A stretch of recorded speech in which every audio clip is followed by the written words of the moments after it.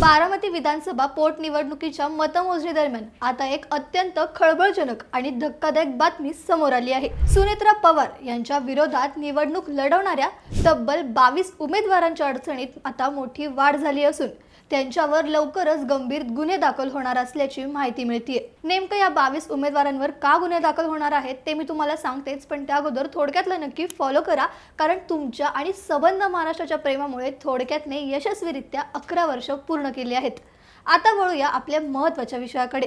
निवडणूक प्रक्रियेत उमेदवाराला आपला अर्ज दाखल करताना स्थानिक सूचक आणि अनुमोदकांच्या अधिकृत स्वाक्षऱ्या घेणं बंधनकारक असतं। मात्र तपासणी दरम्यान या 22 पैकी अनेक उमेदवारांनी सादर केलेल्या अर्जांवरील सह्या चक्क बोगस असल्याचं उघड झालं आहे।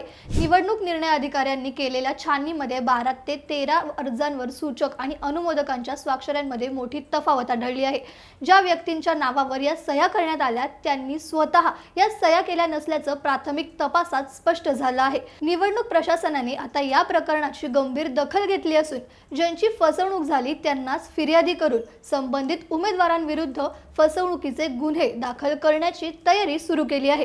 याबाबत तुम्हाला काय वाटतं? तुमचं मत आम्हाला कमेंट्समध्ये नक्की सांगा आणि अशाच अपडेट्ससाठी थोडक्यातला फॉलो करा। बातमी म्हणजे थोडक्यात।